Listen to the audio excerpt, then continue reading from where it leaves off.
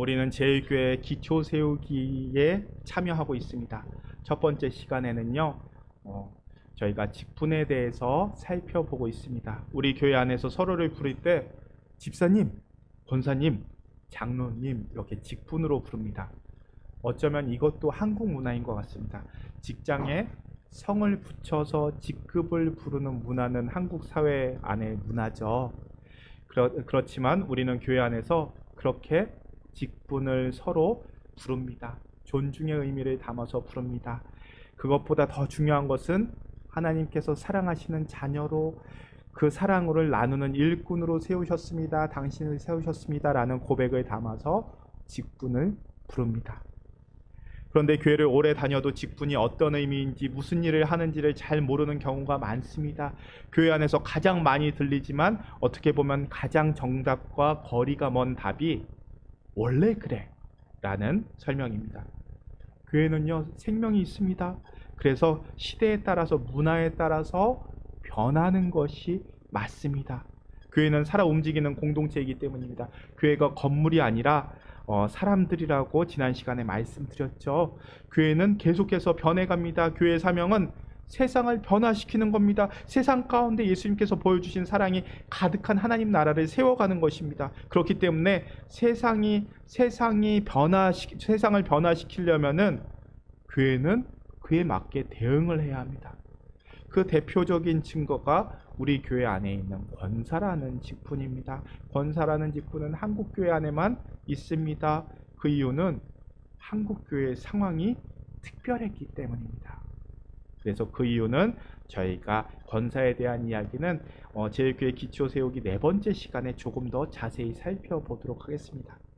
이렇게 교회는요, 원래 그렇다라고 설명할 수 있는 건 하나님밖에 안 계십니다. 그리고 우리는 그런 하나님께서 우리에게 맞춰서 다가오신다는 것을 경험하게 됩니다. 그래서 내가 경험한 하나님과 내 옆 사람이 경험한 하나님이 조금 다르게 느껴질 수도 있습니다. 그렇게 하나님도 맞춰서 우리에게 그 모습을 드러내시는데 교회 역시도 시대에 맞춰서 변화된 모습으로 세상으로 나아가야 합니다. 그런데 변화되려면요, 왜 그런지를 알아야 합니다. 이전 세대는요, 다음 세대에게 왜 그런지를 설명해 줄 수 있어야 합니다. 우리가 부르는 직분이 어떻게 생겨났고 어떤 의미인지를 알아야 합니다. 그래야 이전에는 무슨 일을 했지만 앞으로는 우리가 무슨 일을 감당해야 할지가 보입니다. 지난 시간을 읽어내고 그렇게 지난 시간을 읽어낼 수 있어야 앞으로 시간에 대응할 수 있습니다. 그래서 우리는 직분을 통해서 하나님께서 어떻게 교회를 다스려 가시는지를 살펴보려고 합니다. 우리는 지난 시간에 직분자를 통한 하나님의 통치에 대해서 살펴봤습니다. 모든 그리스도인들은요, 오늘 기도해 주신 기도 내용처럼 공통된 직분을 감당합니다. 그 직분이 무엇인지 생각나시죠? 왕, 제사장, 선지자라는 이 공통된 직분을 감당하게 됩니다. 그리고 그러한 직분에 대한 훈련과 적용이 먼저 교회 안에서 이루어져야 한다는 것도 기억나시죠? 교회 안에서 직분자로 살지 않으면서 삶의 자리에서 예수님의 제자로 살아간다고 하는 것은 성경의 가르침을 따르지 않는 성급한 자세입니다. 교회 자체가 하나님 나라라고 하는 나라 개념이 마치 국가를 전복시키고 새로운 정권을 창출해야 하는 것처럼 느껴질 수도 있습니다. 하나님의 통치라는 단어를 오해할 수 있습니다. 하지만 이것은 교회의 직분을 세상의 권세로 대처하는 데서 오는 오해입니다. 1세기의 유대인들도 그랬습니다. 예수님의 제자들도 그런 오해가 있었습니다. 예수님을 세상 나라의 왕으로 삼으려고 했던 사람들이 있습니다. 메시아이신 예수님이 이스라엘을 로마의 지배로부터 해방시키는 정치적 메시아로 오해한 사람들이 있습니다. 예수님은 단호하게 당신의 정치적 왕으로 삼으려는 그러한 시도들을 거부하십니다. 실제로 초대교회 시대에, 그러니까 132년경에 유대인들이 로마에 대항하고자 독립전쟁을 일으킵니다. 그들의 명목이 무엇이겠습니까? 유대인은 하나님의 백성입니다. 그러니 로마의 왕이 다스리는 게 아니라 하나님이 다스리는 나라를 되찾아야 한다고 목소리를 높이면서 이 전쟁을 일으켰습니다. 그런데 이러한 전쟁에 초대교회 그리스도인들은 참여하지 않습니다. 예수님께서 전해주신 하나님 나라는 물리적인 나라가 아니라 정치적인 나라가 아니었기 때문입니다. 결국 이 독립전쟁은 실패합니다. 그런데 그 실패한 화살이 어디로 돌아올까요? 많은 부분이 초대교회 그리스도인들에게 향합니다. 그래서 많은 그리스도인들이 유대인들에게, 동족에게 박해받고 죽임을 당하기도 합니다. 이러한 모습은 교회 안에서도, 교회 역사 안에서 자주 확인할 수 있습니다. 한국에서도 일제강점기에 많은 독립운동가들이 교회 안으로 들어옵니다. 자신들이 생각하는 식의 해방운동이 교회 안에서도 이루어질 줄 알았습니다. 그런데 우리가 생각하는 해방과 교회가 생각하는 해방이 다르다는 이유로 독립운동가들이 교회를 떠납니다. 예수님의 제자 안에서도 무력을 통해서 강력한 독립을 꿈꾸는 제자들도 있었습니다. 성경에 등장하는 열심당이라는 사람들이 바로 그런 사람들이었습니다. 나중에 기회가 될 때 자세히 설명드리겠지만 가룟 유다도 열심당 출신일 것이라고 많은 목사님들이 추측합니다. 가룟 유다가 예수님을 배신한 것도 그렇게 예수님께서 유대의 왕으로서 로마 권력자들을 굴복시키시고 새로운 나라를 세우실 줄 알았는데 그러한 모습을 보이지 않자 실망하여, 그리고 예수님이라는 존재가 로마 정부와 유착된 종교 지도자들에게 주목을 받게 되자 오히려 자신들의 독립에 방해가 된다고 생각해서 그러한 정치적 판단으로 가룟 유다가 배신하고 예수님을 팔아넘겼다라고 해석하는 입장이 좀 유력한 해석입니다. 그 말은 우리가 하나님의 나라와 하나님의 통치, 하나님의 다스림을 가룟 유다와 같이 해석하는 우를 범하게 된다면 우리들도 가룟 유다처럼 실망하고 예수님을 배신하게 될 거라는 뜻입니다. 교회는 분명히 세상을 변화시키는 힘이 있습니다. 세상을 변화시키는 새로운 의식과 마음을 제공합니다. 그래서 교회 안에서 직분을 감당하며 훈련받고 행하며 세상으로 나아갈 수 있어야 합니다. 말씀으로 고민하고 실천하는 직분자들을 통해서 교회가 새롭게 되고, 그런 교회가 세상에 점점 퍼져나가므로 세상에 예수님의 모습이 충만해지는 것이 예수님께서 세상을 다스리는 방식, 통치하는 방식입니다. 이렇게 하나님은 사람을 통해서 일하시고 그 사람들이 모여서 훈련받고 파송되는 곳이 교회입니다.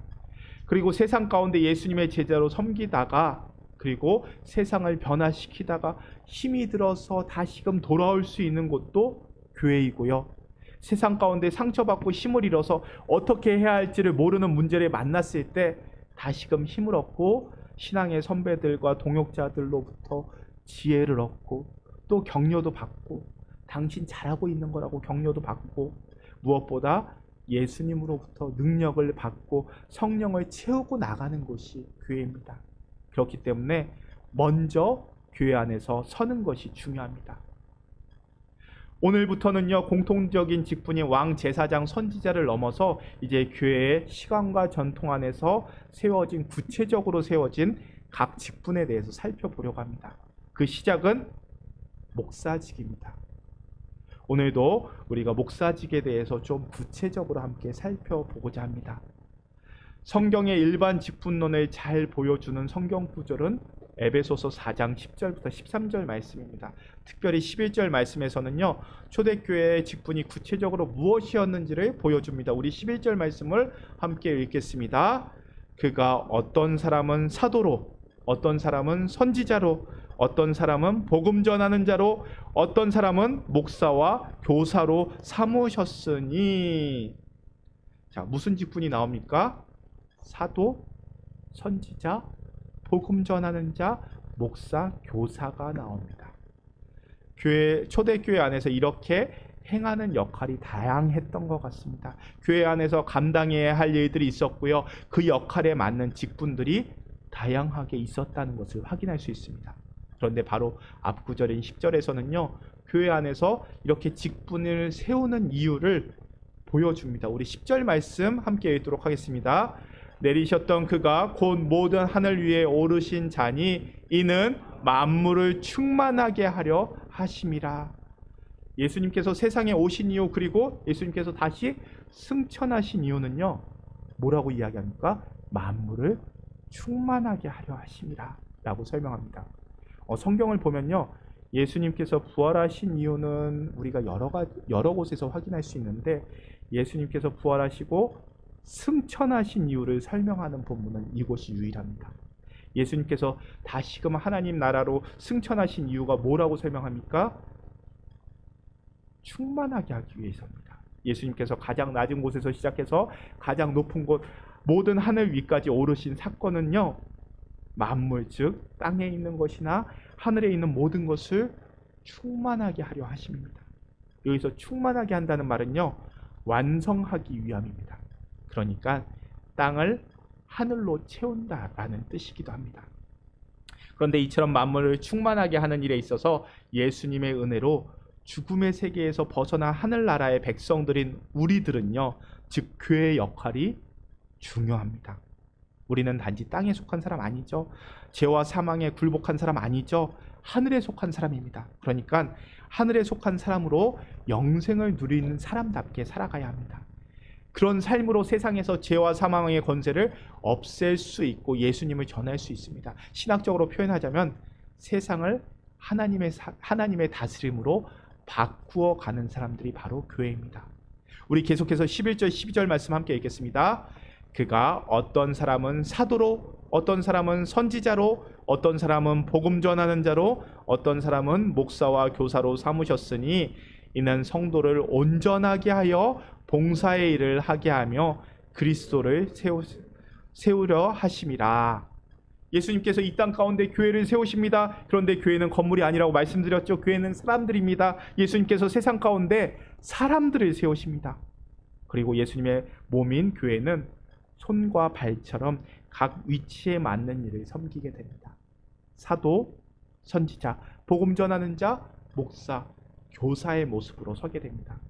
이러한 모습은 이러한 모습의 직분들은 지금 우리 교회의 모습까지는 전해지지 않습니다. 성경의 다른 구절을 보면요, 감독이라는 직분도 나옵니다. 이처럼 직분은 교회 상황에 맞게 변하게 됩니다. 하지만 그 직분이 하는 일들은 크게 변하지 않습니다. 교회의 직분은요, 교회의 모습과 상황에 따라서 필요한 모습을 채우게 됩니다. 이렇게 특별한 직분들, 구체적인 직분들을 세우시는 목적이 아까 10절에서 뭐라고요? 이 세상을 충만하게 하려 하십니다. 그런데요, 하나님은 당신의 사람들을 통해서 일하시는 것들을 즐거워하십니다. 기뻐하십니다. 그렇다면 이 세상을 어떻게 충만하게 해야 하겠습니까? 세상을 충만하게 하기 위해서는 하나님의 사람들이 먼저 충만함을 누려야 합니다. 내가 채워지는 게 없는데 어떻게 나눠줍니까? 내가 충만하지 않은데 어떻게 충만하게 하겠습니까? 그래서 교회 안에서 충만함을 누리는 것이 먼저 중요합니다. 그러한 충만함을 만들어가는 모습에 이 직분이라는 것이 서 있습니다. 11절 말씀을 보면요, 초대교회의 모습 가운데 직분은 잘 보면요, 공통점이 있습니다. 공통점은 가르치는 일에 집중했다는 겁니다. 11절에 나오는 직분들을 보면요, 먼저 사도가 나옵니다. 사도는요, 예수님을 직접 목격한 증인들입니다. 교회의 기초를 놓은 자들입니다. 교인들이 물어봅니다. 예수님께서 무슨 말씀을 하셨습니까? 어떤 일들을 행하셨습니까? 사도들은요, 그렇게 직접 보고 경험한 예수님들을 알려줬습니다. 예수님의 모습이 교회 안에 가르침이 되었습니다. 선지자는요, 하나님의 뜻을 직접 전하는 자들입니다. 교회와 세상을 향해서 예언적인 메시지를 선포합니다. 그리고 이들은 혹여나 잘못된 가르침이 교회 안에 들어오지 않도록 영적 분별을 하는 역할을 감당했습니다. 그리고 복음 전하는 자들은요, 교회를 넘어서 예수님의 가르침을 전하는 자들입니다. 새로운 지역에 예수님의 말씀을 전하는 자들이었습니다. 지금 우리식으로 표현하자면요, 선교의 사명을 감당하는 사람들이었습니다. 그리고 목사와 교사는요, 교인들을 돌보는 일을 감당합니다. 교회 안에서 말씀으로 가르치는 교육자 역할과 말씀을 먹는 성도들을 양육하는 일을 감당합니다. 이렇게 11절에 나오는 직분들의 모습을 보면요, 가르치는 일에 교회가 집중했다라는 것을 확인할 수 있습니다.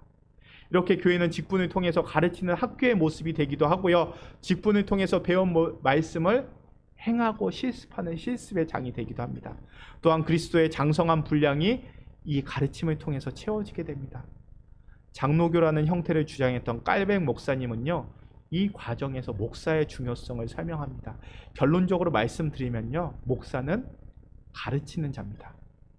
혹여나 목사가 제사장의 역할을 한다고 주장하시는 분들이 있는데요, 그 말은 반은 맞고 반은 틀립니다. 이 부분은 예배가 제사가 아니라고 한 부분에 대해서 설명드린 적이 있습니다. 앞으로도 반복해서 설명드리겠습니다.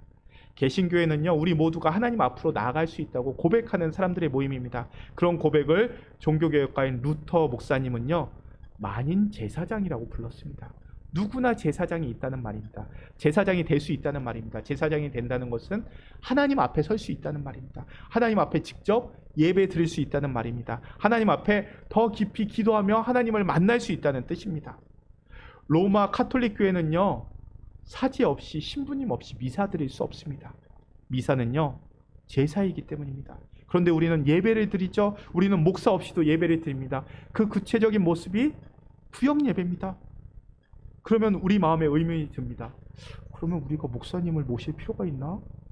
목사님 없이도 예배 드릴 수 있는데, 구역 예배처럼 주일 예배도 예배 드리면 되지 않겠습니까? 교회 안에 있는 어른들이 설교하시면 되지 않겠습니까? 장로님들이 설교하시면 되지 않겠습니까? 맞습니다. 그런데 틀렸습니다. 왜냐면요, 목사는 가르치는 사람이기 때문입니다. 그래서 교회에서는요, 목사에게 전문적으로 성경을 배우고 연구하고 가르치는 장로로 인정을 합니다. 그래서 교회 헌법에서는요, 설교권을 목사에게만 허락합니다. 물론 특별한 경우도 있습니다. 하지만 기본적으로 목사에게만 허락합니다. 이것은 크게 두 가지 차원입니다. 첫 번째는요, 설교는 하나님의 말씀을 그대로 전하는 무거운 사역이기 때문입니다. 그렇기 때문에 말씀 해석자로 기름 부음을 받은 목사에게 전담하게 만듭니다. 그리고 두 번째 이유는요, 교회 시간 안에서 오랜 시간을 경험하다 보니 설교의 자리를 열어놨을 때 아픔이 있었습니다. 검증되지 않는 사람을 설교단에 세움으로써 이단을 비롯한 잘못된 말씀이 교회 안에 퍼지고 교회가 아파하고 와야 되는 이 아픔의 시간이 있었습니다. 그래서 설교 사역을 가르치는 장로인 목사에게 위임한 것입니다. 우리 총회헌법 한번 볼까요? 22조를 보면요, 항존직의 장로에 대한 설명이 있는데요, 장로에는 두 가지가 있습니다. 첫 번째는 설교와 치리를 겸하는 목사가 있고요, 두 번째는 치리만 하는 자를 우리가 흔히 부르는 장로님들입니다. 자, 그러니까 목사는요, 설교하는 장로입니다. 그러니까 말씀을 해석하는 장로를 목사라고 하고요, 치리 즉 교회를 다스리는 장로를 우리가 흔히 이야기하는 장로님이라고 부릅니다. 그러니까 목사는요, 가르치는 자라는 뜻입니다. 그런데 교회 직분자는요, 목사뿐만 아니라 모두가 가르치는 자가 되어야 합니다. 예수님께서 우리에게 주신 마지막 명령이 무엇이었습니까? 예수님께서 승천하시기 전에 우리에게 주신 마지막 명령이 뭡니까? 가서 제자 삼으라. 그러니까 우리는요, 모두 가르치는 자가 되어야 합니다. 목사는 그 가운데서 성경을 연구하고 해석하는 전문가의 직분을 감당하는 것입니다. 한마디로 목사는요, 말씀 해석하는 전문가입니다. 그런데 말씀의 해석이요, 이 설교단에서만 이루어지는 것이 아닙니다. 쉽게 말해서 다음 주에 우리가 명절을 지내면서 윷놀이하고 새해 인사 나누는 시간이 있죠. 그런데 그 시간을 계획하고 맡은 자들은 우리 남성교회 분들, 여성교회 분들 고민할 겁니다. 어떻게 진행하지? 그 식사는 어떻게 준비하지? 그렇게 사람들이 모여서 회의할 때, 그리고 무언가를 선택해야 될 때 우리는 교회답게 선택하려고 합니다. 교회답게 선택한다는 것이 무엇이겠습니까? 예수님이라면 이 시간에 어떻게 선택하셨을까를 고민하는 겁니다. 그럼 우리는 예수님의 마음을 어떻게 알 수 있습니까? 우리는 예수님의 마음을 알 수 있는 곳이 말씀, 성경이라고 고백합니다. 그래서 우리에게는 말씀이 중요합니다. 우리의 삶에서도 예수님처럼 살려고 하는 그 기준으로 말씀을 세우려고 합니다. 그런 의미에서 말씀이 해석되는 모든 과정을 목양이라고 할 수 있습니다. 제가 전도사 시절에요, 있었던 교회에 부목사님 한 분이 계셨습니다. 그 부목사님 일반적이지 않은 분이었습니다. 저는 그때 만났던 담임 목사님과 부목사님을 참 존경합니다. 왜냐면요, 그분들은 말씀을 삶에서 풀어내는 모습을 저에게 계속 보여주셨기 때문입니다. 그때 부목사님은요, 가족이 이렇게 8이었습니다. 홍콩식으로 이렇게 표현한다 그러죠. 이게 6, 7, 8이라고 배웠습니다. 8명이었습니다. 딸 아들이 있었고요. 아버님을 모시고 살았고 장모님을 모시고 살았습니다. 쉽지 않았겠죠. 그런데요, 그때 제가 있었던 교회가 교육열이 정말 높은 곳에 있었습니다. 교회 앞에 사립학교가 있었습니다. 초등학교가 있고 중학교가 있고 고등학교가 있고 대학까지 명문이라고 일컬어지는 사립학교가 있었습니다. 제가 주중에 이렇게 교회 사무실에서 일하고 있으면요, 어머님들이 찾아옵니다. 그래서 교회 안에 있는, 교회 앞에 있는 이 사택에 위장 전입 시켜줄 수 없겠냐고 물어봅니다. 아무래도 한국에서는 초등학교가 주민등록 주소지를 중심으로 배정받기 때문에 그 학교에 아이를 전학 보내고 싶은 마음에 그렇게까지 찾아와서 불법을 요구했던 것 같습니다. 교회가 그런 곳에 있었습니다. 그리고 교회 안에 아이들도 사교육의 정점에 있었습니다. 당시에 초등학교 5학년인 아이가요, 외국에서 산 적도 없는데 터플 120점 만점에 100점이 넘었습니다. 그 얘기가 무슨 얘기겠습니까? 사교육에 그만큼 집중했다는 뜻입니다. 그런 교회에 가족이 8명의 목사님이 새로운 부목사님으로 부임하시고 교회 앞 사택에 머물게 되셨습니다. 그리고 목사님의 자녀분들이 교회 학교로 나옵니다. 교회 학교 전도사가 얼마나 든든했겠습니까? 4명이 듭니다. 그래서 교회 학교 아이들이, 그 목사님 자녀들뿐만 아니라 교회 학교 아이들이 학생부 예배가 끝나면 사택으로 다 놀러 갑니다. 목사님 사택으로 놀러 가서 목사님 가정에 수시로 방문하고 그 집에서 먹고 마시고 놉니다. 그리고 목사님 가정이 사는 모습을 보게 됩니다. 그렇게 목사님이 오시고 석 달쯤 지난 후에 우리 교회 학교 아이들 사이에 유행어가 생겨납니다. 엄마, 동생이 있었으면 좋겠어요. 동생 낳아주세요. 이전까지 그때 있었던 저희 교회 아이들은요, 가족이 많으면 불행하다고 생각했습니다. 가족이 많으면 가난해진다고 생각했습니다. 아이 하나 양육하는 데 들어가는 돈이 얼만데, 그렇게 사교육을 받고 얼마나 쉴 틈 없이 아이들을 픽업하고 지원해야 하는데, 자녀가 많아야 하나 둘인 교회였습니다. 그렇게 가족이 많으면 불행하다고 생각했던 아이들이 그 목사님의 가정을 방문하고 그 목사님의 모습을 보면서 동생이 생겼으면 좋겠다라는 마음을 갖게 됩니다. 왜 그랬을까요? 목사님 가정이 사는 모습을 보니까 행복하거든요. 집안에 할아버지가 계시고 할머니가 계셔도 행복하거든요. 동생이 있으면 싸우고 동생 때문에 손해보는 줄 알았는데 같이 놀고 공부하는 모습, 티카테카 하는 모습이 행복해 보였습니다. 저는 그렇게 말씀을 삶에서 풀어내는 모습이 목사의 삶이 아닌가, 목사의 모습이 아닌가라는 생각이 들었습니다. 아니요, 하나님께서 제가 목회를 배워가야 하는 시기에 그런 모습을 경험시켜 주셨습니다. 깨우쳐 주셨다고 저는 고백합니다. 저는 지금 입고 있지는 않지만요, 목사님들이 예배 시간에 특별히 말씀단에 설 때는 가운을 입습니다. 보신 적 있으시죠? 또 가끔은 어떤 목사님은 팔에 이렇게 계급장처럼 줄도 있는 가운을 보게 됩니다. 그럼 목사님께서 가운 입으시는 그 가운의 의미가 뭘까요? 많은 분들이 그렇게 설명합니다. 목사님, 제사장이 오십니다. 제사장의 옷 에봇입니다 라고 표현합니다. 또 어떤 분들은 하나님 앞에 죄를 가리기 위해서 가운을 입습니다 라고 설명하기도 합니다. 그런데 아닙니다. 적어도 우리가 속해 있는 장로교회에서는요, 목사의 가운은 학위 가운입니다. 우리 대학교 때 졸업할 때 입는 가운 아시죠? 그 가운입니다. 아닌 것 같죠? 장로교의 아버지인 깔백 목사님은요, 이 목사의 가운을 제네바 가운이라고 불렀습니다. 목사님, 거룩한 하나님 말씀도 안에 서는데 어떻게 학위 가운을 입고 섭니까? 깔백 목사님께서 뭐라고 설명하셨냐면요, 목사의 가운을 법관의 가운에 비유합니다. 법관은 법정의 권위를 드러내기 위해서 법원에 들어갈 때 가운을 입습니다. 그런데 법관의 권위가 어디로부터 올까요? 검사에게 올까요? 부영하는 검사에게 권위가 있을까요? 아니면 판결하는 판사한테 권위가 있을까요? 아닙니다. 법관의 권위는요, 법으로부터 옵니다. 헌법으로부터 옵니다. 그 헌법을 근거로 그 헌법을 전문적으로 해석해내고 적용하기 위해서 법원의 판결이 권위를 가지는 겁니다. 사람의 권위가 아니라 법이 갖는 권위입니다. 목사도 마찬가지입니다. 목사가 무슨 권위가 있겠습니까? 목사 권위는요, 딱 한 가지입니다. 권위 있는 말씀. 목사의 권위는요, 이 권위 있는 말씀을 해석하고 풀어내는 데 있습니다. 그래서요, 목사님은요, 성경의 권위를 무겁게 어깨에 올리고 강단에 서게 됩니다. 그리고 강단을 넘어서 삶의 자리에서도 가능하면은 말씀으로 선택하고 살아가려고 애씁니다. 목사인 제가 이 말씀의 자리에서 가끔 아이들 이야기도 하고 제 고민도 이야기하는 게 그런 이유입니다.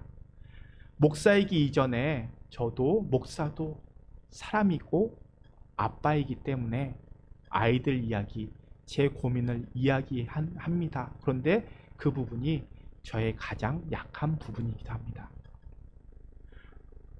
목사가 권위를 가져야지 말이야. 그렇게 약점 잡힐 만한 이야기를 하면 되겠냐라고 조언해 주시는 선배 목사님들도 계십니다. 그런데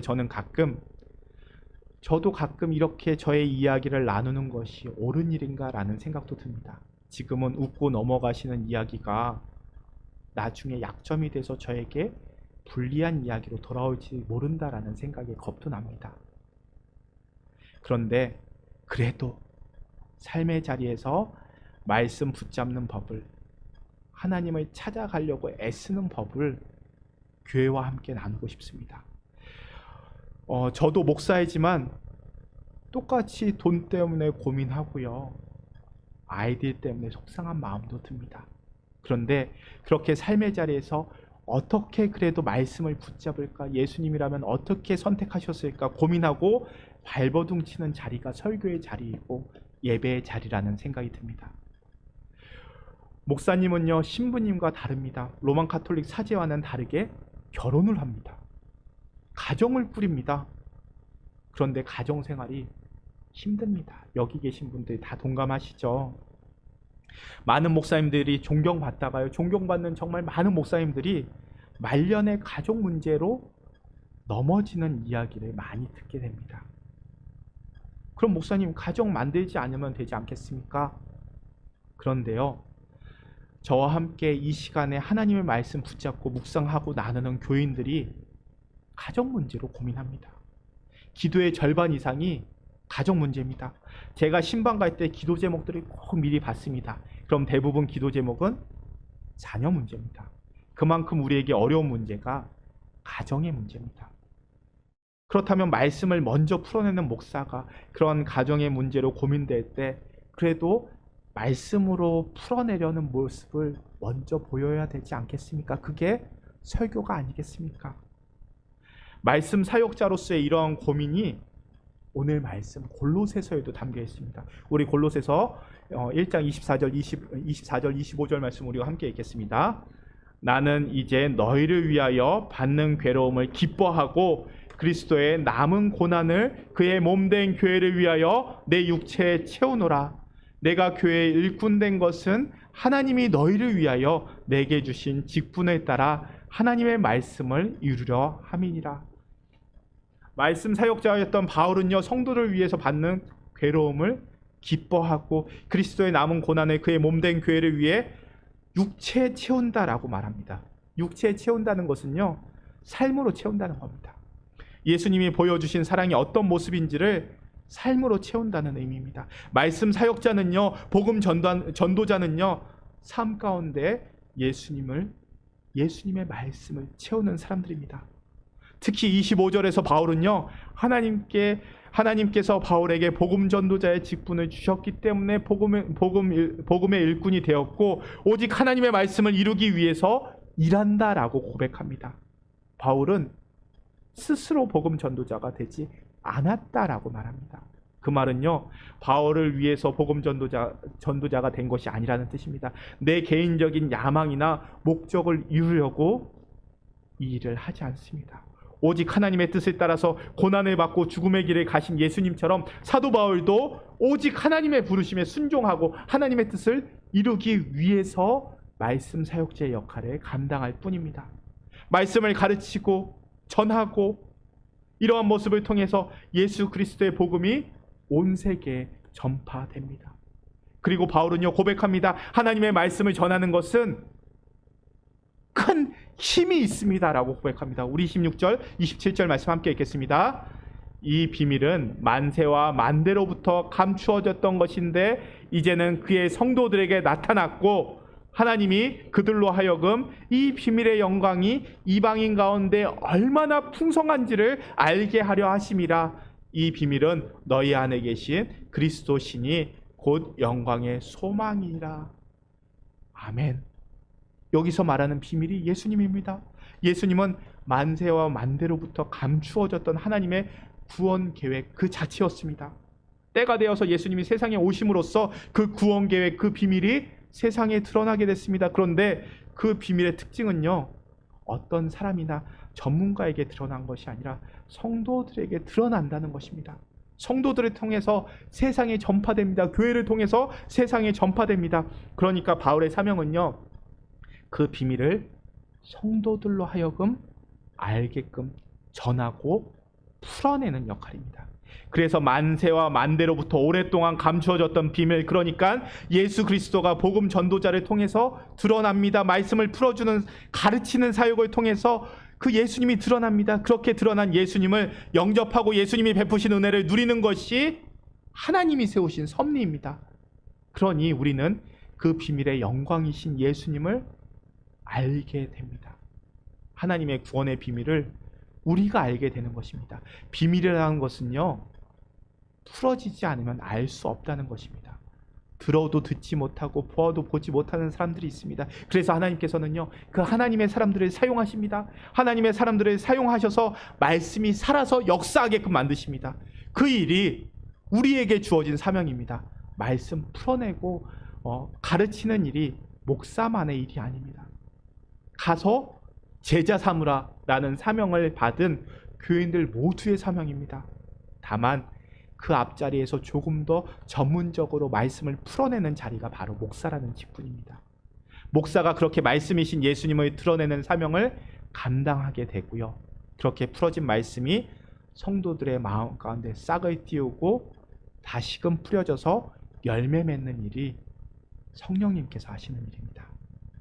그래서 마지막 29절에서 바울이 고백합니다. 우리 28절 29절 말씀 함께 읽겠습니다. 우리가 그를 전파하여 각 사람을 권하고 모든 지혜로 각 사람을 가르침은 각 사람을 그리스도 안에서 완전한 자로 세우려 함이니 이를 위하여 나도 내 속에서 능력으로 역사하시는 이의 역사를 따라 힘을 다하여 수고하노라. 말씀 전하는 사역의 목적이 무엇이라고 이야기합니까? 우리가 말씀이신 예수님을 전파하여 각 사람에게 권하고 모든 지혜로 각 사람을 가르침은 각 사람을 그리스도 안에서 완전한 자로 세우려 함이라라고 말합니다. 목사가 말씀 사역자로, 그리고 성도가 말씀을 사람들에게 가르치는 것은요, 내 사람 만들려고 하는 거 아닙니다. 하나님의 사람으로 예수님 안에서 완전한 자로 세우는 것이 목적입니다. 그러니 내가 먼저 예수님 안에서 서야 하고요, 다른 사람도 세울 수 있어야 합니다. 그럼 무엇으로 가르친다고요? 모든 지혜로, 지혜를 통해서, 지식을 포함해서 성령님이 베푸시는 모든 지혜를 통해서 우리는 사람들을 예수님 안에 세워야 합니다. 그것이 교회 안에서의 가르침의 모습입니다. 그리고 29절에서요, 바울이 자신의 모습을 돌아봅니다.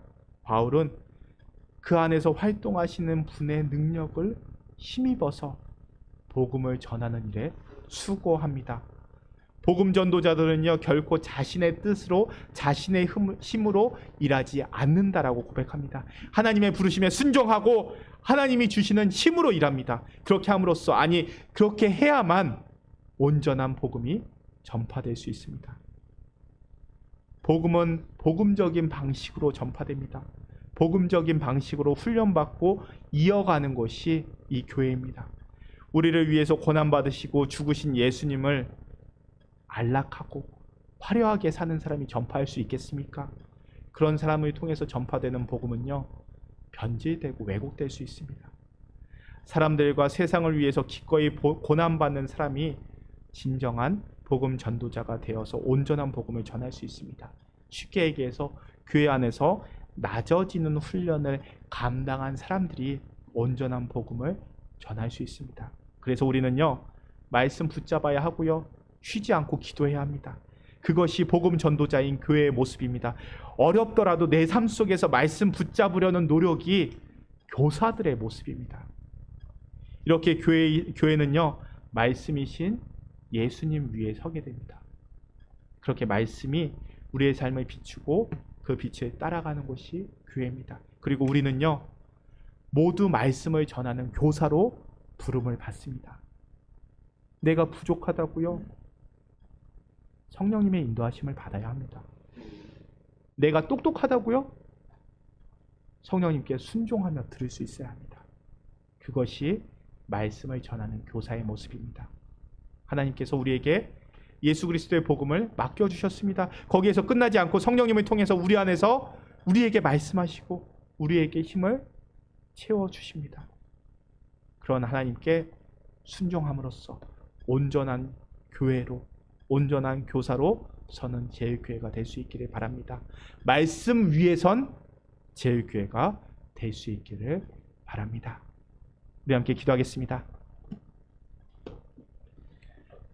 하나님, 우리를 온 세상을 환하게 비추는 영광의 희망이신 예수 그리스도의 복음을 전하는 사람으로 불러주시니 감사합니다. 우리를 부르시고 우리에게 힘을 주시는 주님께 온전히 순종함으로 주님이 주신 직분에 충성하게 하여 주옵소서. 복음 위에서 고민하게 하시고 기도하게 하셔서 온전한 복음을 경험하고 전하게 하여 주옵소서. 들을 귀를 주시고 행할 수 있는 마음을 주셔서 행함으로 말씀 전하게 하여 주옵소서. 온 세상을 살리는 복음에 확신 가지고 우리의 말과 삶으로 복음 드러내며 살게 하여 주옵소서. 우리를 인도하시는 예수님의 이름으로 기도합니다. 아멘.